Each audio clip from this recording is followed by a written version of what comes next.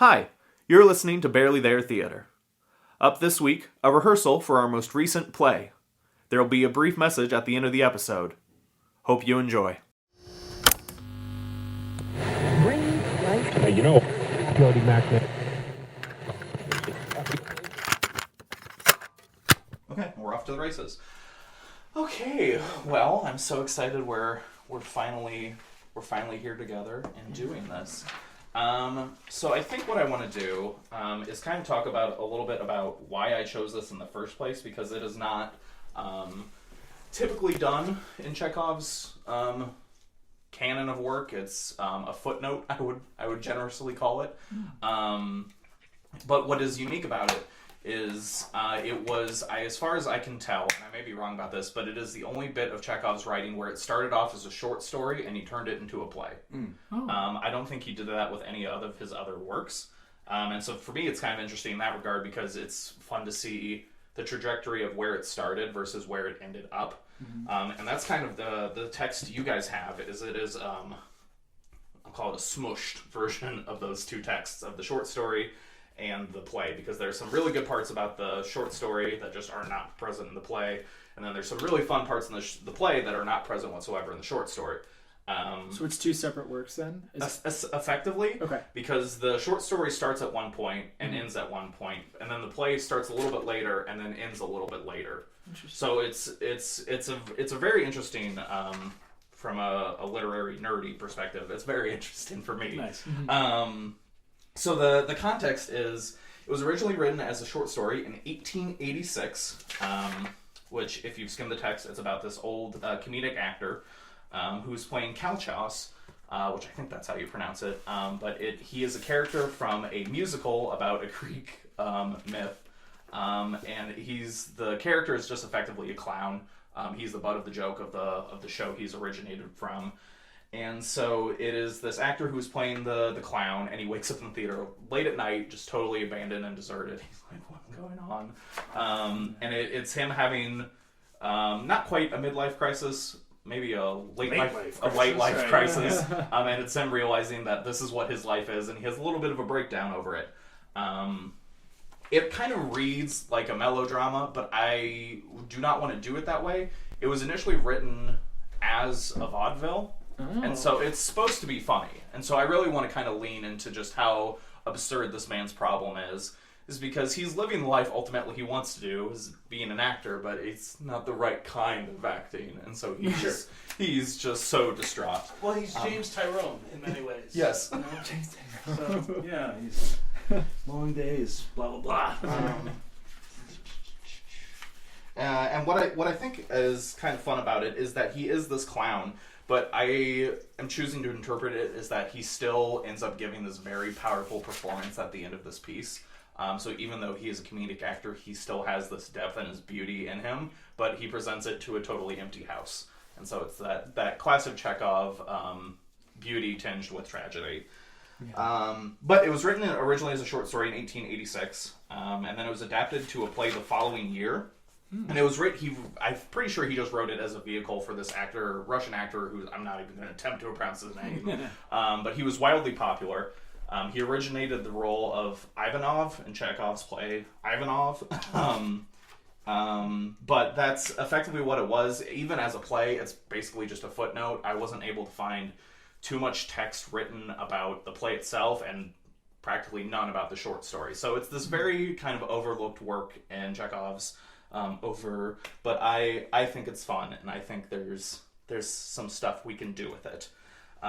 So before I kind of dive into the rehearsal part of things, I just want to highlight some fun things to help inform your performance. So the lead guy's name, Vasily Sviatlovidov, which is about as Russian of a name as you can get. That's a good one. Yeah, Sviatlovidov actually roughly translates to one who sees the light. Which is fun and ironic because he's in a pitch dark theater. I love that. Literally not seeing the light. And a fun distinction is that in the short story, he's 58, but in the play, he's 68, which I'm not entirely sure why Chekhov made that change. Maybe because it's a little bit... I'm trying to decide if it's funny or sadder to have a 58-year-old have this breakdown or a 68-year-old have this breakdown. because 58 appears a few times throughout the text. So I just want to determine if we want to do 58 or 68. Yeah. It feels sadder to me, only because, 58 is like, and he's like, I'm an old man, I'm done. It's like, you're 58. You're fine. You have many Calm years the fuck ahead. down. It's like, you're not even 60 yet. Come on. I think we'll go with, 58, because I think that just makes him a little more pitiful. So throughout, anytime you see, if it's 68, it's going to be 58. Cool. Do you have a pen by any chance? I'm sorry I didn't bring one. Oh, I have a pencil. That'll work too. And so what I did is, so if you flip to page 5, towards the bottom there where Sviat says, "Who are you?" That's where the play starts. Oh, really? So everything before that is short story. Interesting. So that is everything that didn't make the cut for Chekhov's version of the play. And so what I actually did is I went through and highlighted what parts came from the play originally, and then what parts came from the short story, because cool. the play opens with Sviat having this monologue where he basically exposits everything that happens in the first 5 pages of the short story, but that's not very engaging. So I chopped it up and spliced it around, and so all this is just kind of the lead up. And then if you flip to page 8, where Ivanich says, "You look pale, it's time for you to go home," and then Sviat has this whole little chunk here. That's where the short story ends. The prompter just kind of takes him back into the dressing room and undresses him, and he sobs to himself, and that's the end of the short story. It's not a very fun ending. I like the play more because we get to go on and have this wonderful little performance between the two of them at the end, which I think is just a little more fun dramatically. And so that's kind of the two pieces of these two texts that have been fused together. Is I grafted them together to kind of make it a more full piece and hopefully a little more deserving of performance. It's very reminiscent of a play in a movie called The Dresser. Do you know about that? I do not. I've heard of it. Albert Finney and Tom Courtenay. It was in '83, and it's about an elderly dying clown in World War II, whose dresser has to coax him on stage, and the guy's always drunk, and it was fun. up for Best Picture and stuff. I mean, it's a big major Oscar thing. 83? Man, I love that. Yeah, Albert Finney. Yeah, it's good. If you get a chance to see it, it's wonderful. I love that. That does seem very reminiscent of this. Yeah. There's a couple other points that I have spliced. Where are they? On page 6, most of the way down, where Sviat says, "I won't go home. I have no home. None." And then Ivanich says, "Jesus Christ, have you forgotten where you live?" The Jesus Christ is from the short story, but in the play, it's just, "Oh dear, have you forgotten where you live?" Jesus Christ. Really? Which is funnier? Yeah, Jesus Christ is funnier because it's like, oh my god. Yeah. And then another one is on page 3, when Sviat is inspecting the space, and he spits, or before he spits, he says, "A whole squadron's been sleeping in my mouth," which is just so gross and delightful. That's from the short story. In the play, it's, "I'm drunk. Ugh." Oh, wow. Which is a step down, Keep the I good think. stuff. Yeah, and so it's fun for me to look at those transitions where he had something really good, and then for whatever reason he dumbed it down and he cut it out. I'm like, this, and that could be attributed to Russian censors of the day. That's what I was thinking. Every single bit of literature had to be passed before a censor, Sure. and so sometimes they would just deem stuff inappropriate. You say a squadron that leads to Russian military you're talking about, and Yeah. Might as say well. that we're dirty. Yep. Squadron? Yeah. You don't want the Russian squadron in your mouth? Better change that to "I'm drunk. Ugh." And so, so little fun things like that. I'm trying to think if there's any other big changes. But yeah, just kind of fun things like that. So I think that's kind of the context I want to give. I have Chekhov present as a character in this play. That's going to be me. I'm just going to be basically the narrator who does the thankless job of stage directions. It's because the nice thing about doing this as a radio play is I get to kind of cheat and almost treat it like an audiobook. And so I can kind of do the setting the stage that we wouldn't get in a traditional stage play. What else do I want? And so, because, like I mentioned, this was initially written as a vaudeville, I really want the both of you to chew the scenery, to absolutely give me way too much, both energy, emotion, just make it over the top, and if it's too much, I will rein you in, but I really do kind of want this very overblown, they're actors in a theater who are drunk. I think we've all, if not necessarily drunk, been inebriated in the theater and have seen how over the top actors can be. And so the arc I want is Sviatlovdov to be just ruthlessly drunk. He's still drunk from the evening's ongoings. And so to just have him be drunk and then to have the prompter, Ivanovich, I have a couple different spellings of it, that's fine. Ivanich? I think that's it. Yeah. Is you're just a squatter and you so desperately want to be not kicked out, so you are doing everything to placate this man who is not really in any position of power, but you still have been caught squatting inside the theater, and so you're like, please don't kick me out. Got it. And so if you want to be aggressively drunk, Mike, and then when you get to the performing part, that's when I kind of want to shift into an actually just very pretty, not drunk performance. That he just, it's kind of like, again, we've all seen people who have been a little more inebriated than they should be at the theater who are just a mess, and they walk on stage and it's like that light bulb clicks and they're fine. It's totally the dresser. Right, You it's need to right. rent that Yeah, movie. I will. It's fantastic. No, I'm gonna make a note right here. The dresser.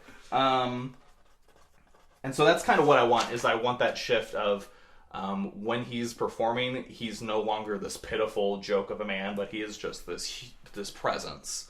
And he's so moving that Ivanich just can't help but be moved to tears, which I think will be, it'll give us a lot of a fun little trajectory to play.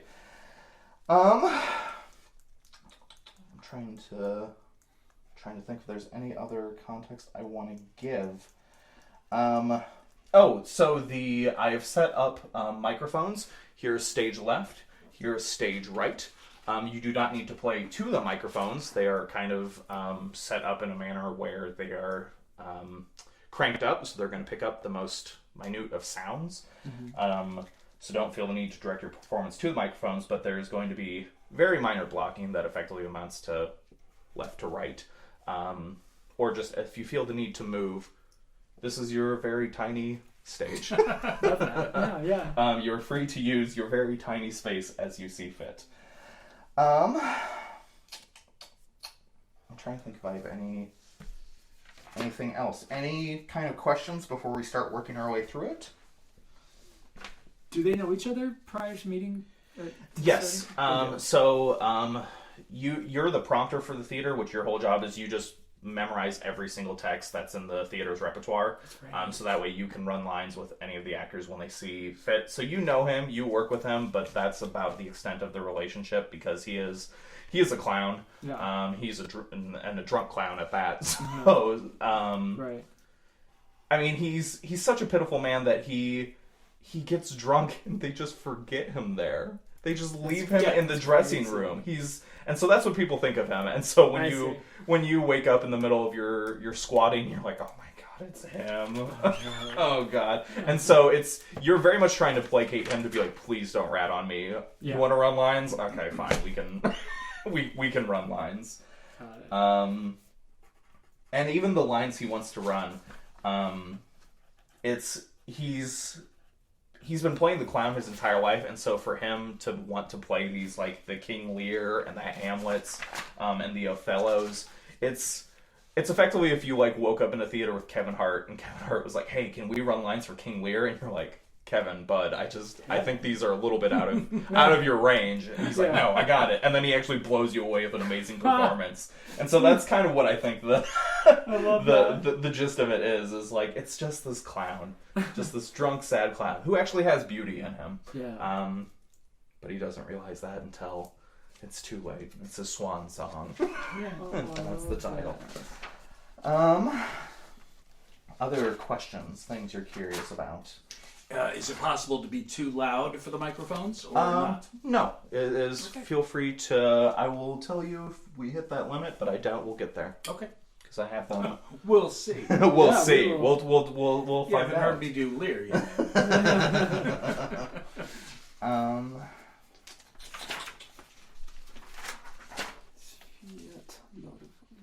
I love these Russian names. They're very, very Russian. They're so. I'm trying to think.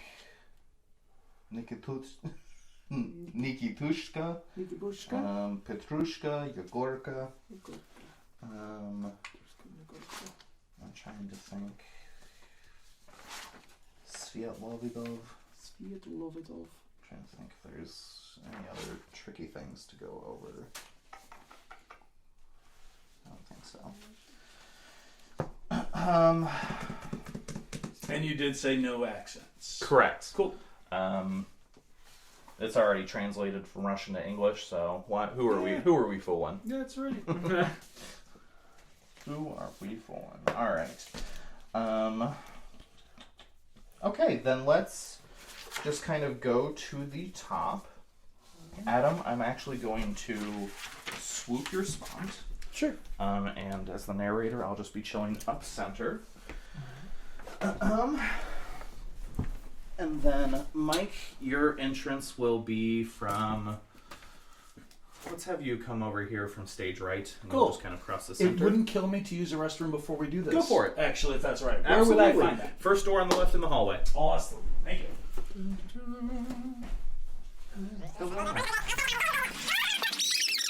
Okay, so Mike, you will enter from stage right. Shortly after, I say Vasily, a stout man of 68 years. Or did I say 58? 58. 58, thank you. 58 years. And if you could just enter with like a big belly laugh when you come in, I'm just being like... Because, I mean, you're drunk and you woke up in a theater and you're like, I woke up in a theater drunk. Dude, and so, isn't that crazy? Adam, when Not the first, not the last, or first. Not the first or last. And then, Adam, when you eventually enter on page 5, you will just come, you will start, well, you have a couple of little, lines. You can just kind of do that from the doorway over there. Got it. And then when you eventually enter, you will just cross from there to meet Mike here in the stage area. Got it. And then I think that's the blocking for now. And then I'll read through things. If either of you have any input for me on maybe some little things I could do to make the narration more fun or engaging, just let me know. It's a free and open environment. So, the scene is laid on the stage of a country theater at night after the play. At the back of the theater are series of unpainted doors leading into the dressing rooms. The stage is encumbered with all sorts of rubbish, the visible traces of the stage's recent encounter with the muse of tragedy, a meeting as secret as it was violent and ugly as vice. In the middle of the stage is an overturned stool. There had been a benefit that night, and all the audience had swarmed the stage to drink with the performers at the close of the performance. But they're all gone now. The silence is sepulchral. Vasily, a stout man of 58 years, enters from the dressing room with a candle in hand.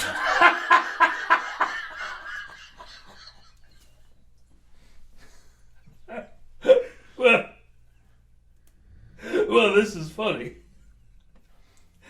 Here's a good joke. I fell asleep in my dressing room when the play was over, and there I was calmly snoring after everybody else had left the theater. I'm a foolish old man. A poor old dodderer. I have been drinking again, and so I fell asleep in the theater, sitting up. That was clever. Good for you, old boy. Yegorka! Petrushka, where the devil are you? Petrushka! The scoundrels must be asleep. And an earthquake wouldn't wake them now. Yegorka! Ah! Ah! Ah! The comedian remembered that Yegorka and Petrushka had received 3 rubles each for vodka on occasion of the benefit. After such a windfall, they never stayed in the theater at night. Not a sound. Only echoes answer me. The rascals have gone off and have probably locked up the theater. The whole squadron's been sleeping in my mouth. No, don't be so thirsty. Old fool, you've got to stop. My back's aching and my head's aching and I'm getting cold. I'm getting old. I can play the fool and brag and pretend to be young, but my life is really over now. I kiss my hand to the 58 years that have gone by. I'll never see them again. I have drained the bottle. Only a few little drops are left at the bottom. Nothing but the dregs. Yes. Yes, that's the case, Vasily, old boy. The time has come for you to rehearse the part of a mummy, whether you like it or not. Death is on its way to you. It was strange, thought Vasily, that he had been performing for 45 years, and this was the first time he saw a theater at night, after the lights had been put out. The first time. How dark it is. Vasily walked to the footlights and peered into the dark. He couldn't see a thing. Just the prompter's booth, the seats, and the music stands of the orchestra were barely visible. The entire auditorium looked like a black, bottomless pit, a gaping mouth, infinitely deep and desolate, soulless like a grave in which death itself could be hiding. Ooh. How cold it is. What a place for ghosts. Yegorka! Yegorka!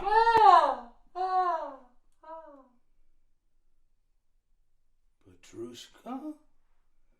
Where are you? You devils.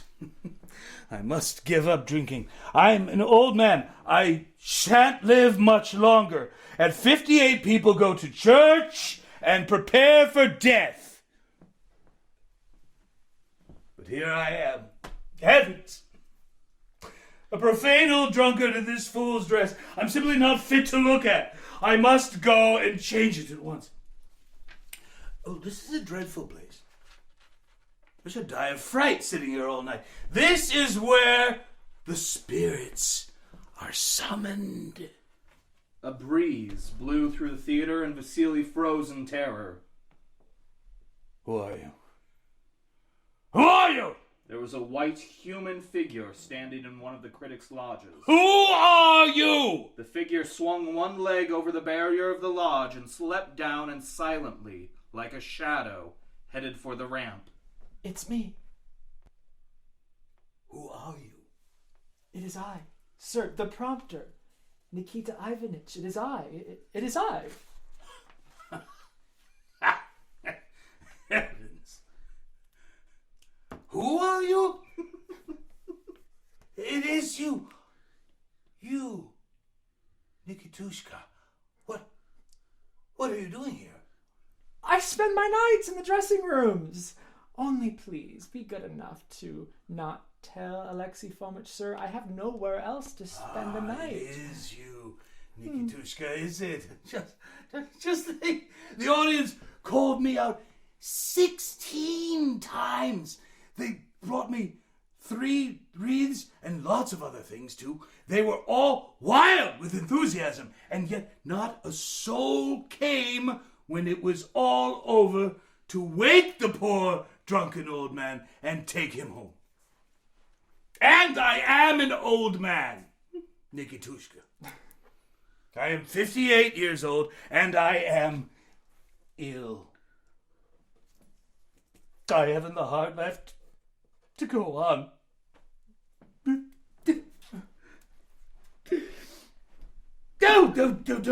Don't go away, Nikitushka. I am old and helpless, and I feel it is time for me to die. Oh, it is dreadful, dreadful. Oh, it's time for you to go home. I won't go home. I have no home.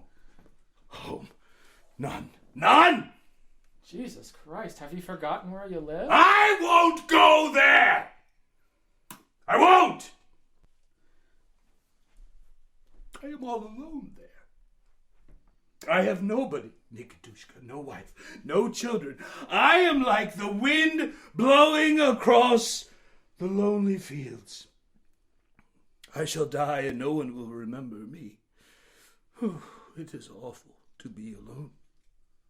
No one to cheer me. No one to caress me. No one to help me to bed when I am drunk. Whom do I belong to? Who needs me? Who loves me? Not a soul, Nikitushka. Your audience loves you. My audience has gone home. They are all asleep and have forgotten their old clown. No, nobody needs me. Nobody loves me. I have no wife, no children. Oh dear. Don't be so unhappy about it. I am a man. I am still alive. Warm red blood is tingling in my veins, the blood of noble ancestors. I am an aristocrat, Nikitushka. I served in the army, in the artillery, before I fell as low as this. And what a fine young chap I was. So handsome, so hot, so brave. Where has it all gone? What has become of those old days? There's the pit that has swallowed them all. I remember it all now. 45 years of my life lie buried there. And what a life, Nikitushka! I can see it as clearly as I see your face. The ecstasy of youth, faith, passion, the love of women. Women, Nikitushka. It is time you went to sleep, sir. When I first went on the stage in the first glow of passionate youth, I remember a woman loved me for my acting. She was beautiful, graceful as a poplar, young, innocent, pure, and radiant as a summer dawn. Her smile could charm away the darkest night. I remember I stood before her once, as I am now standing before you. She had never seemed so lovely to me as she did then. And she spoke to me so with her eyes, such a look. I shall never forget it, no, not even in the grave. So tender, so soft, so deep, so bright and young. She loved me. Enraptured, intoxicated, I fell on my knees before her. I begged for my happiness, and she said, "Give up the stage." Ha! Give up the stage! Do you understand? She could love an actor, but marry him never. I was acting that day, I remember. I had a foolish clown's part, and as I acted, I felt my eyes being opened. I saw that the worship of the art I had held so sacred was a delusion and an empty dream. That I was a servant, a fool, the plaything of the idleness of strangers. I understood my audience at last, and since that day I have not believed in their applause, or in their wreaths, or in their enthusiasm. Yes, Nikitushka, the people applaud me, they buy my photograph, but I am a stranger to them. They don't know me. I am as the dirt beneath their feet. They are willing enough to meet me, but allow a daughter or a sister to marry me? An outcast? Never. I have no faith in them. No faith in them. You look pale. It's time for you to go home. I saw through it all that day, and like knowledge was dearly tonight, Nikitushka. After that, when that girl, well, I began to wander aimlessly about, living from day to day without looking ahead. I took the parts of buffoons and low comedians, letting my mind go to wreck. But I was a great artist once. Till little by little I threw away my talents, played the motley fool, lost my looks, lost the power of expressing myself, and became in the end nothing instead of a man. I have been swallowed up in that great black pit. I never felt it before, but tonight when I woke up, I looked back, and there behind me lay 58 years. I have just found out what it is to be old. It is all over. All over. Oh, there, dear master. Be quiet. Gracious. Petrushka! Yegorka! Ah, but what a genius I was! You cannot imagine what power I had. What eloquence, how graceful I was, how tender, how many strings quivered in this breast. It chokes me to think. Listen now. Wait, let me catch my breath. It's something from King Lear. The sky is black. See? Rain is pouring down. Thunder roars. Lightning splits the whole sky. And then, listen. Blow, winds, and crack your cheeks. Rage, blow, you cataracts and hurricanes spout, till you have drenched our steeples, drowned the cocks. You sulphurous thought-executing fires, vaunt couriers of oak-cleaving thunderbolts, singe my white hand, and thou, all-shaking thunder, strike flat the thick rotundity of the world, crack nature's molds, all Germans, spill at once, that make ungrateful man. Now, the part of the fool. Come, take the fool's part. Be quick, I can't wait. Oh, nuncle! Court holy water in a dry house is better than this rainwater out the door. Good nuncle, in! Ask thy daughter's blessing.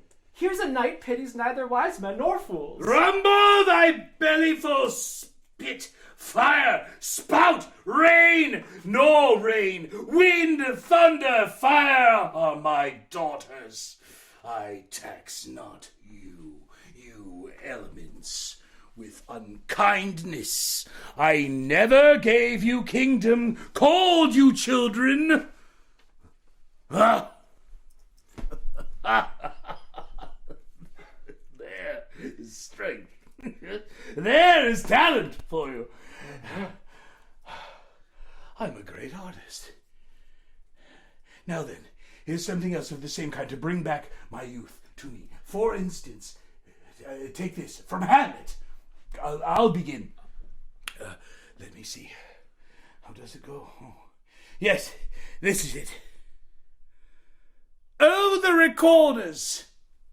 Let me see one to withdraw with you. Why do you go about to recover the wind of me as if you would drive me into a toil? Oh, my lord, if my duty be too bold, my love is too unmannerly. I do not well understand that. Will you play upon this pipe? My lord, I cannot. I pray you. Believe me, I cannot. I do beseech you. I know no touch of it, my lord. 'Tis as easy as lying. Govern those vantages with your finger and thumb. Give it breadth with your mouth, and it will discourse most eloquent music.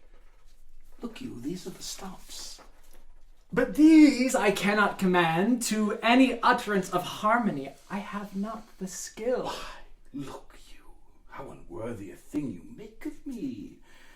You would play upon me, you would seem to know my stops, you would pluck out the heart of my mystery.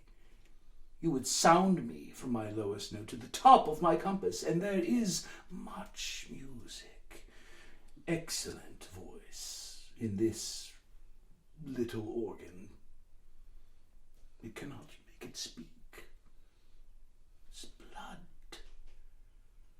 Do you think I am easier to be played on than a pipe? Call me what instrument you will, though you can fret me, you cannot play upon me.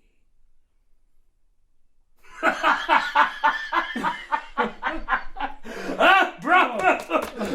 Thank you. That's an uncle. Bravo! Oh, where the devil is there any old age in that? I'm not old. That is all nonsense. A torrent of strength rushes over me. This is life, freshness, youth. Old age and genius can't exist together. You seem to be struck dumb, Nikitushka. Wait a second. Let me come to my senses again. Oh, good Lord. Now, listen, did you ever hear such tenderness, such music? Oh, softly. The moon had set. There was not any light save of the lonely legioned watchstars pale in outer air, and what by fits made bright, not oleanders in a rosy veil searched by the lamping fly, whose little spark went in and out like a passion's bashful hope. What's that? Oh, there are Petrushka and Yegorka coming back. Yes, you have genius. Genius, my master. Come here to me, boys. let me go and get dressed. I'm not old. All that is foolishness. Nonsense. What are you crying for? You poor old granny, you. What's the matter now? Oh, this won't do. There. This won't do at all. Come. Old man, don't stare so. What makes you stare like that? There. Don't cry. For there is art and genius. There can never be such things as old age or loneliness or sickness, and death itself is...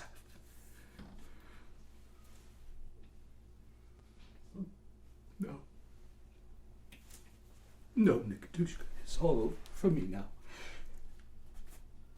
What sort of a genius am I? I'm like a squeezed lemon, a cracked bottle, and you are the old rat of the theater. A prompter.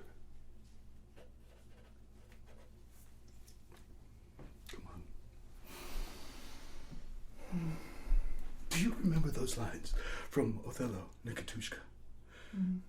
Rapid clouds have drunk the last pale beam of even. Away. The gathering winds will call the darkness soon, and the profoundest midnight shroud the serene lights of heaven. They go out together. The curtain falls slowly. End of play. I love that. Oh my god. How fun. How fun. How fun. I do have a few notes.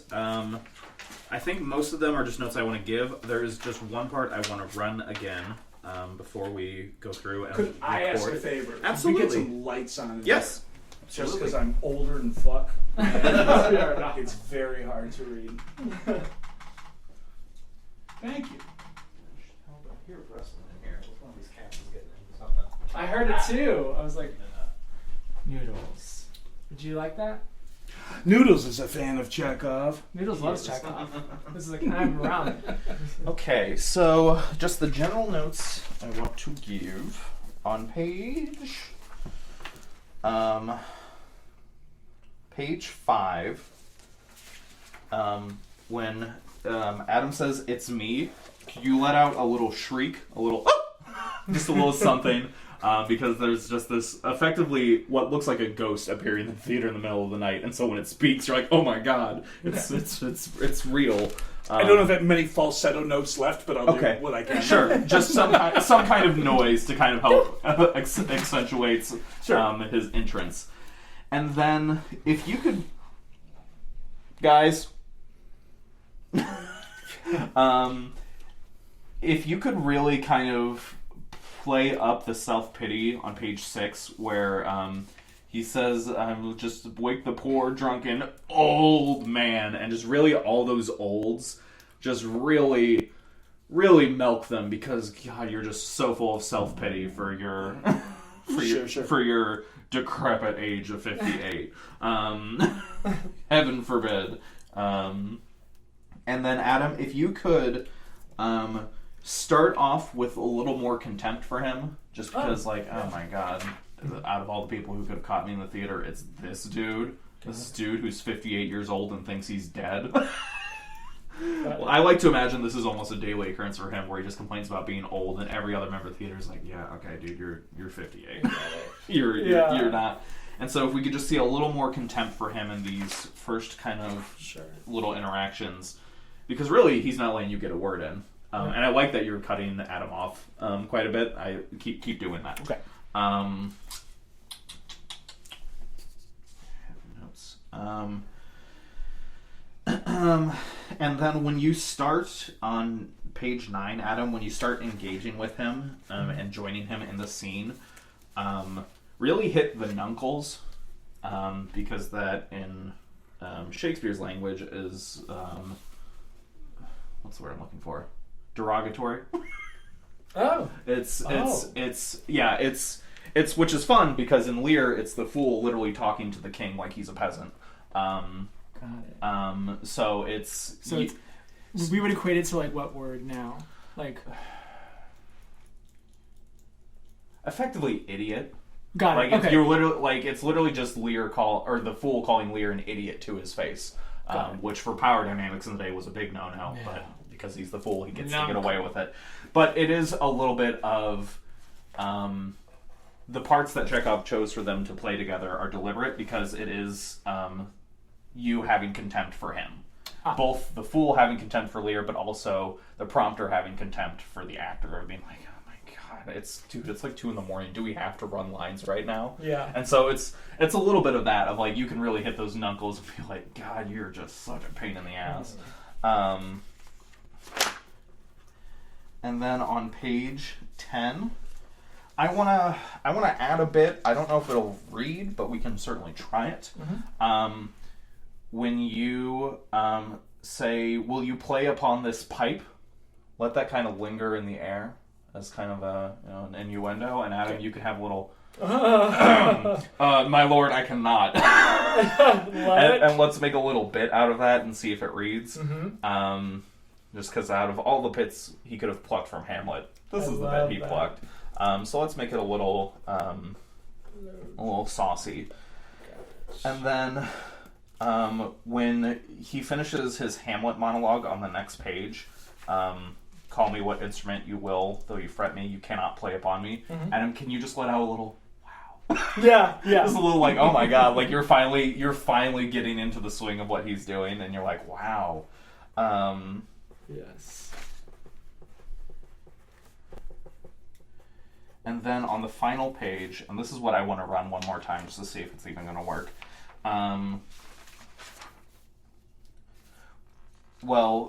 Adam, towards the bottom of 11, when he finishes went in and out like passion's bashful hope,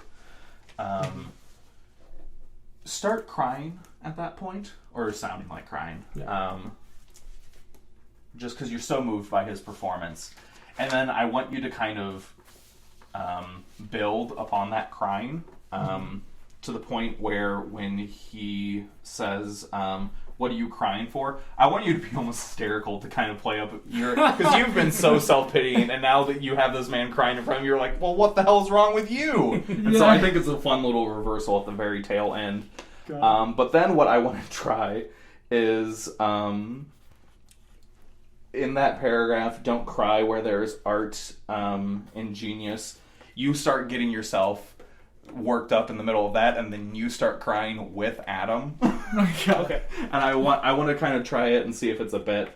And so then I want you two to cry together, and then you pull yourself together a bit. No, Nikitushka, it is all over for now. And then you finish that out. So Adam, I just kind of want you weeping throughout this entire last page. Got it. And then, Mike, when you say a prompter, you can let out one of those big laughs again, and then you're like, all right, enough crying. Let's get out of here.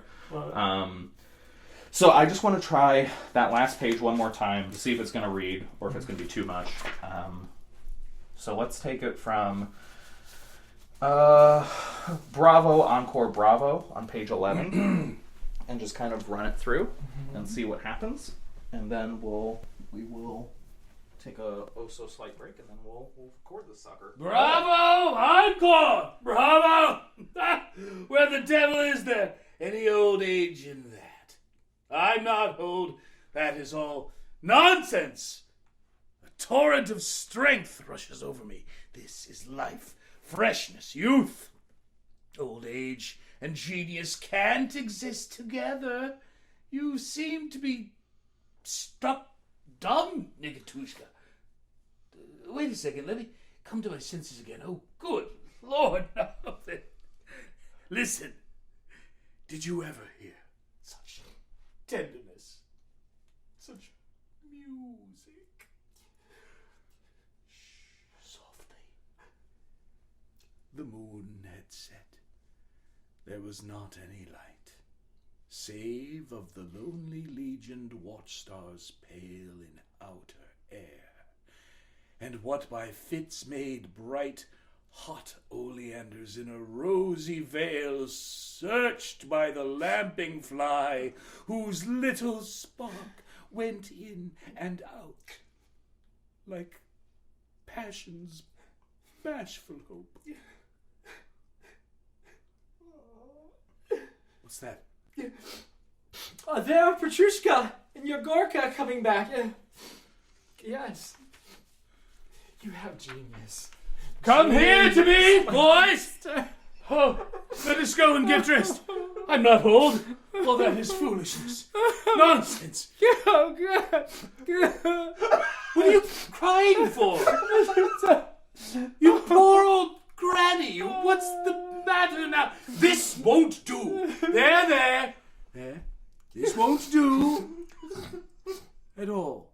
Come, old man. Don't stare so. What makes you stare like that? There. Don't cry. Where there is art and genius, there can never be such things as old age or loneliness or sickness. And death itself is happy.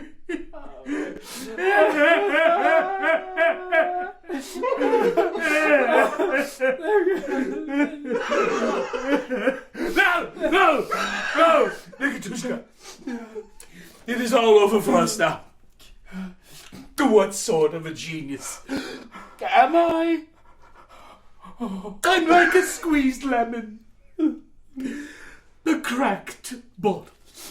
And you are the old rat. A prompter.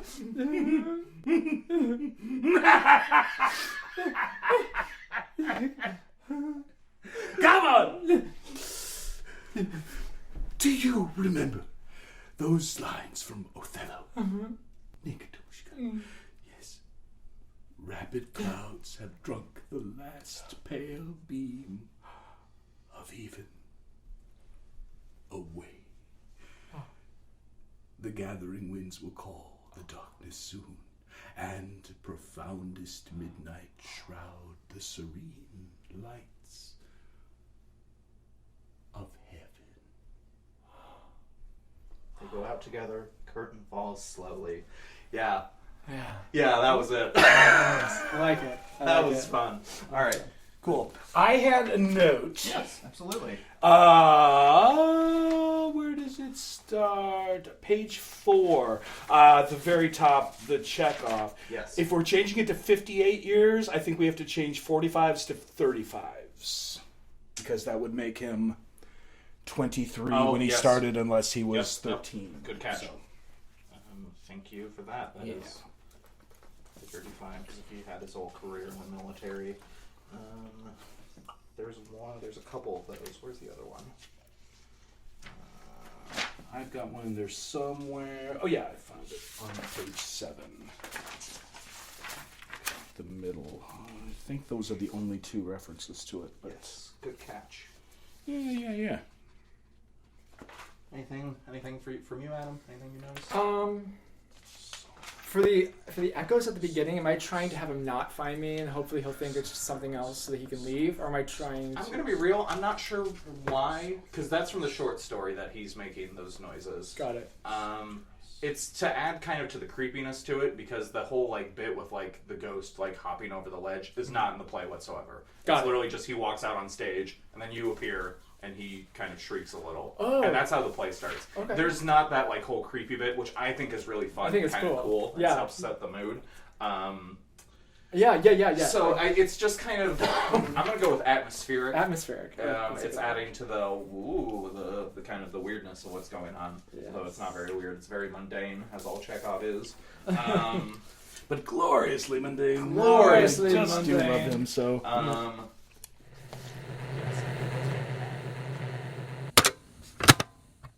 Thanks for listening. The goal of Barely There Theater is to present theater for free to anyone, anywhere, at any time. All we ask in return is that if you enjoyed what you just listened to, share it with someone. Tune in for our next episode when our July 2023 play, Trifles by Susan Glassbell, will make its debut. Once again, thanks for listening to Barely There Theater.